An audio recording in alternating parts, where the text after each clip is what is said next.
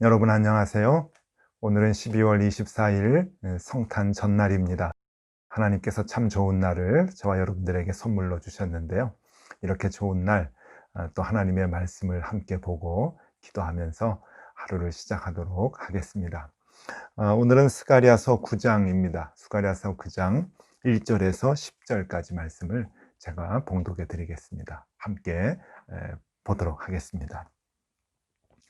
여호와의 말씀이 하드락 땅에 내리며 다메섹에 머물리니 사람들과 이스라엘 모든 지파의 눈이 여호와를 우러러 봄이니라. 그 접경한 하맛에도 임하겠고 두로와 시돈에도 임하리니 그들이 매우 지혜로움이니라. 두로는 자기를 위하여 요새를 건축하며 은을 티끌같이 금을 거리에 진흙같이 쌓았도다. 주께서 그를 정복하시며 그의 권세를 바다에 쳐넣으시리니 그가 불에 삼킬지니라. 아스글론이 보고 무서워하며 가사도 심히 아파할 것이며 에기로는 그 소망이 수치가 되므로 역시 그러하리라. 가사에는 임금이 끊어질 것이며 아스글론에는 주민이 없을 것이며 아스도데는 잡족이 거주하리라. 내가 블레셋 사람의 교만을 끊고 그의 입에서 그의 피를 그의 입 사이에서 그 가증한 것을 제거하리니 그들도 남아서 우리 하나님께로 돌아와서 유다의 한 지도자 같이 되겠고 에그로는 여부스 사람 같이 되리라. 내가 내 집을 둘러 진을 쳐서 적군을 막아 거기 왕래하지 못하게 할 것이라. 포악한 자가 다시는 그 지경으로 지나가지 못하리니 이는 내가 눈으로 친히 봄이니라. 시온에 따라 크게 기뻐할지어다. 예루살렘에 따라 즐거이 부를지어다. 보라, 내 왕이 내게 임하시나니 그는 공의로우시며 구원을 베푸시며 겸손하여서 나귀를 타시나니 나귀의 작은 것 곧 나귀 새끼니라. 내가 에브라임의 병고와 예루살렘의 말을 끊겠고 전쟁하는 활도 끊으리니 그가 이방 사람에게 화평을 전할 것이요 그의 통치는 바다에서 바다까지 이르고 유브라데 강에서 땅 끝까지 이르리라. 아멘. 네, 오늘은 성탄 전날입니다. 성탄 전날에 예수님에 대한 메시지의 말씀을 우리가 같이 묵상하게 되었습니다. 한 가지 여러분들에게 좀 말씀드릴 것은요. 여러분 내일은 성탄절인데 성탄절 아침 매일 주심 기도회를 좀 하루 쉬어야 될 것 같습니다. 왜냐하면은 내일 일용할 양식의 이 본문을 가지고 성탄 예배의 설교를 이제 준비하고 있습니다. 그래서 내일 예배 때 이 본문 말씀을 같이 나누려고 하거든요.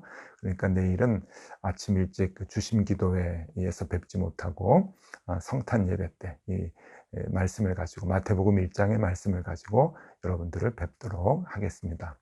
혹 우리 교회의 예배에 동참하지 못하시는 분들은 내일 이제 낮에 이 설교의 내용을 유튜브에 올리려고 합니다. 그러니까 그때 같이 한번 봐주시고 또 은혜를 나누시면 좋을 것 같습니다. 네, 그렇게 이해해 주시면 감사하겠습니다. 자, 오늘은 스가랴서 9장에 있는 말씀 우리가 보는데요. 어제 본문은 참 쉬웠다고 말씀을 드렸는데 오늘은 또 갑자기 어려워졌습니다. 그래서 이 내용이 무엇인가 하는 것을 우리가 생각해 보고자 합니다. 여러분 그 이스라엘 백성을 한번 생각을 해 보면은요, 이스라엘 백성만큼 이렇게 딜레마가 많은 사람들이 어디 있을까 하는 생각을 해 봅니다. 아마 살아가면서 이해하지 못하는 일들이 너무나 많았고 또 평생 이해 못하면서 살아갔던 그러한 그 모습들이 많았을 것이라고 여겨지는데요. 그들은 이 세상에서 제일 강한 신을 섬기고 있습니다. 그럼 그건 맞는 말이죠. 하나님을 섬겼고 하나님의 자녀이고 하나님의 선택받은 백성입니다. 그리고 그 하나님은 모든 신들 중에 뛰어난 신들이죠. 그리고 그들만큼 평화를 많이 외치고 사랑하는 사람들은 없을 것입니다. 그들의 인사는 늘 샬롬이죠. 그 평안의 그 상태를 늘 전하고 그것을 최고의 선으로 여겼던 사람들이 바로 이스라엘 사람들입니다. 가장 강한 신을 섬기고 있고 그래서 가장 강했던 사람들이고 그리고 가장 평화를 사랑했던 사람들입니다. 샬롬을 사랑했던 추구했던 사람들인데 그런데 이상합니다. 그런데 그들만큼 전쟁을 많이 치른 사람들도 없고, 그들만큼 전쟁에서 또 많이 패배를 경험한 민족이 없습니다.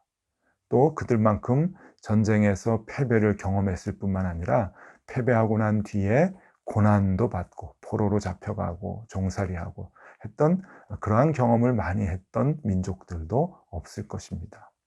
그러니까 이스라엘 백성들 입장에서 보면은 이거 참 이해가 가지 않는 부분들이죠.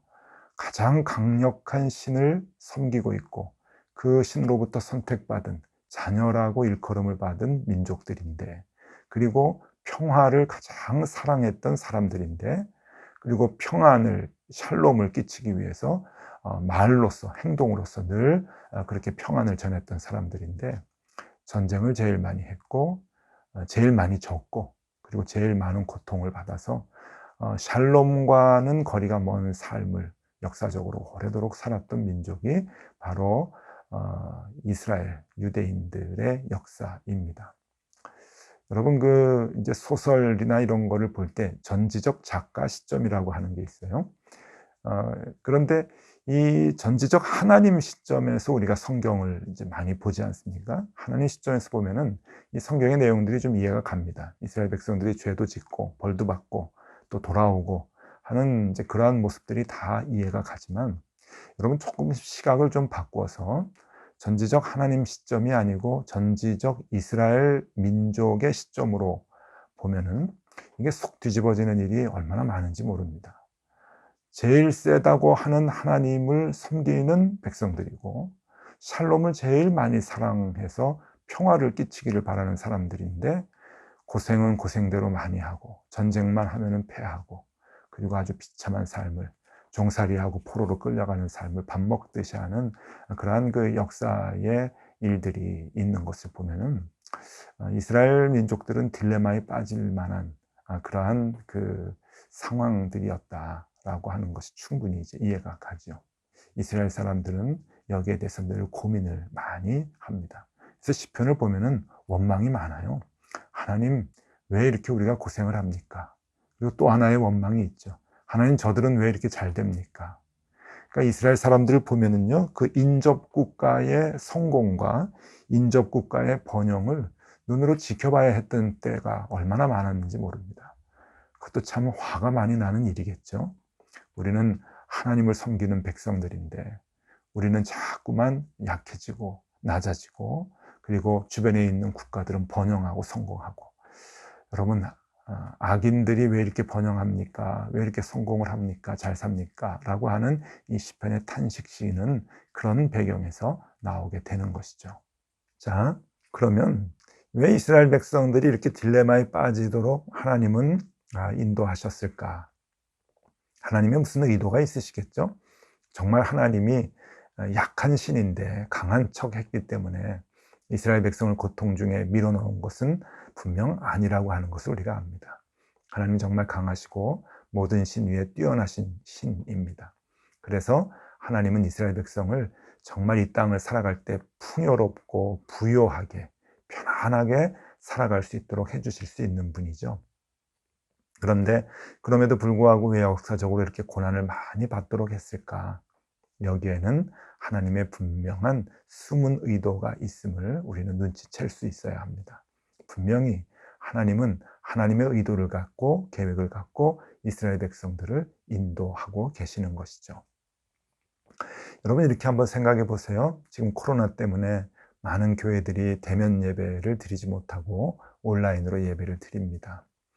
논란이 많고 논쟁도 많았죠. 온라인 예배가 이게 제대로 된 예배냐, 막 그렇게 서로 싸우면서 고민을 하면서 무슨 긍정적인 모습들이 나오게 됐는가 하면은 예배에 대한 생각을 자꾸만 하게 되었습니다. 그래서 이 온라인 예배가 되느냐 안 되느냐, 좋으냐 안 좋으냐 이렇게 논쟁을 하는 사이에 우리는 예배란 무엇인가 라고 하는 것을 더 깊이 생각할 수 있게 되었던 것이죠.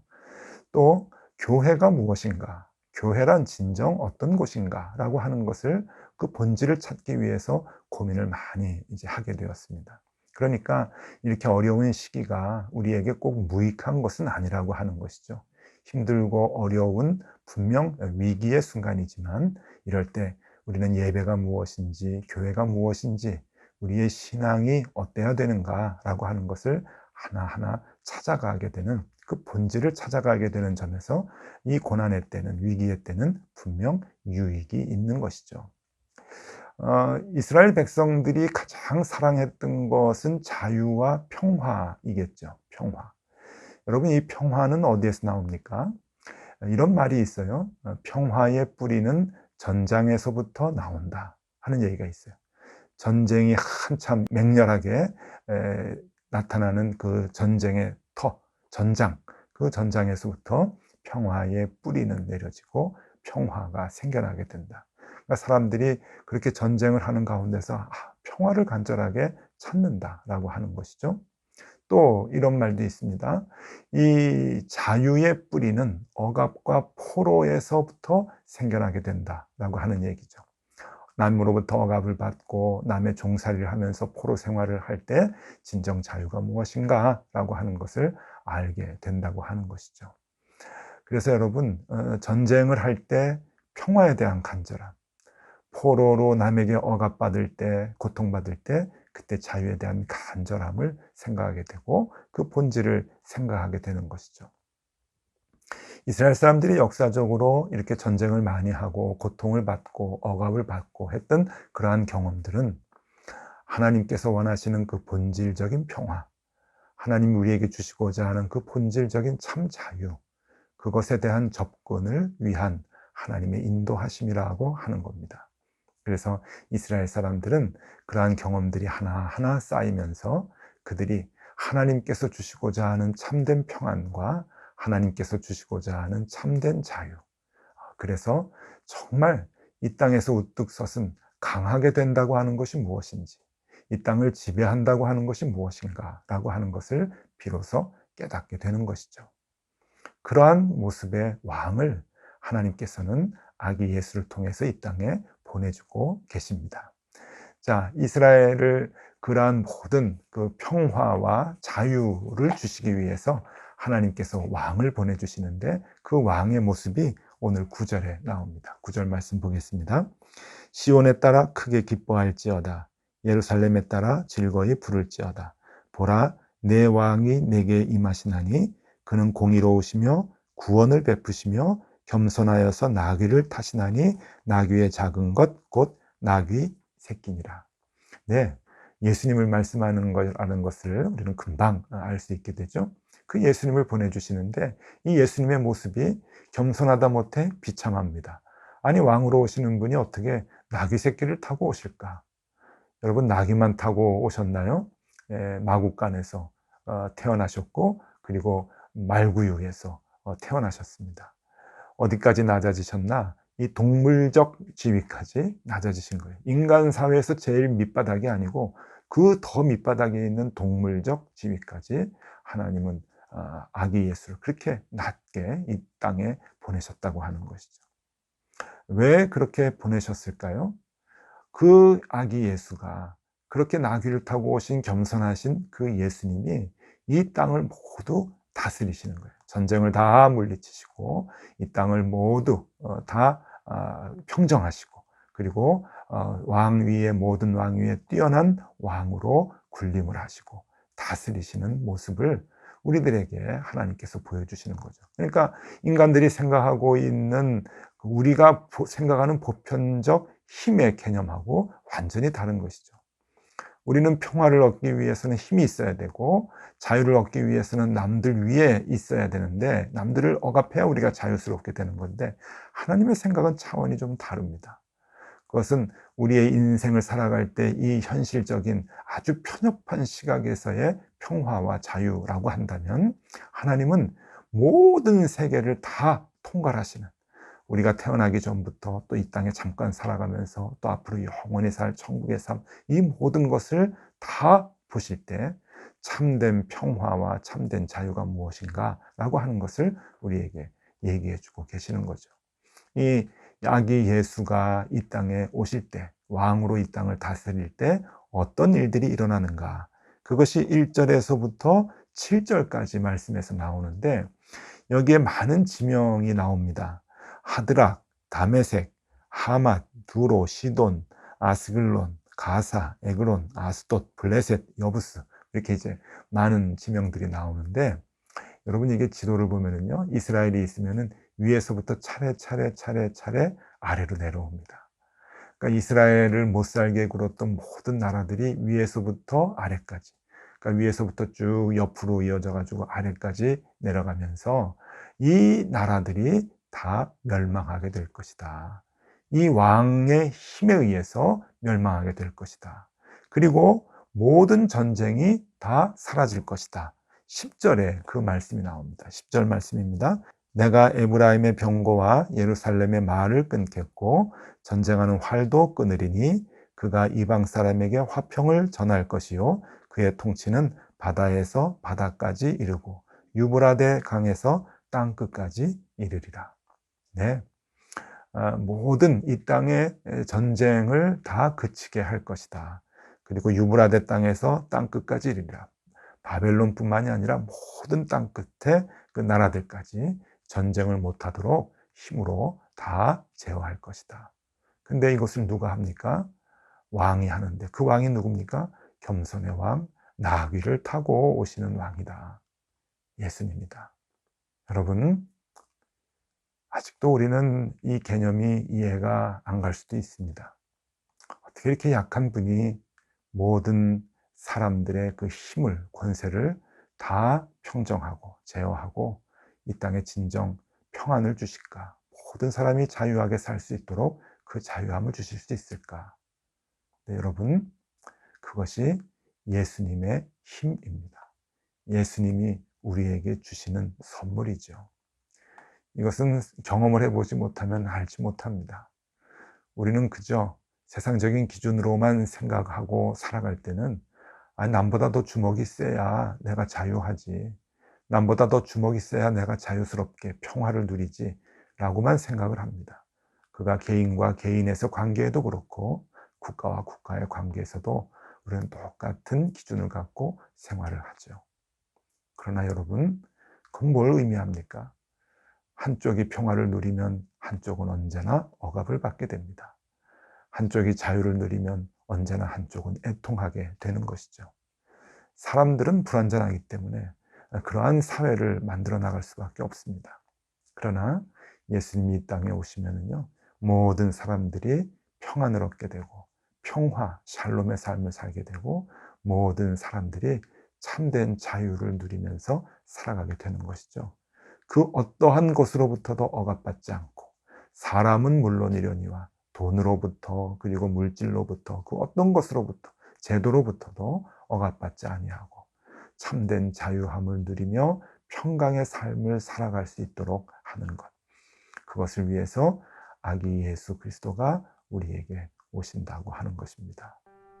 주님의 삶을 쫓아가고 또 주님의 그 삶의 모습, 겸손의 모습, 십자가를 지시는 그 모습, 그 삶이 우리 가운데 있고 우리가 그 삶을 쫓아갈 때 우리도 하나님께서 주시고자 하는 그 샬롬과 그 자유와 평강의 삶을 누릴 수 있게 된다고 하는 겁니다. 그래서 우리가 주님을 맞이하는 준비를 해야 할 것입니다. 이번 성탄절에 그 주님을 한번 깊이 생각하는 성탄이 되실 수 있기를 바랍니다. 기도하겠습니다. 하나님 감사합니다. 성탄 전날 주님의 말씀을 보고 주님을 기다립니다. 하나님, 우리에게도 참된 평안과 참된 기쁨을 맛볼 수 있도록 인도하여 주시고 그것이 예수 그리스도를 왕으로 삼고 기대하는 그 삶에서부터 시작이 될 수 있도록 인도하여 주시옵소서. 주님, 우리 가운데 나를 다스리시는 왕으로 임하여 주옵소서. 예수 그리스도 이름으로 기도드리옵나이다. 아멘. 네, 함께 기도하시겠습니다.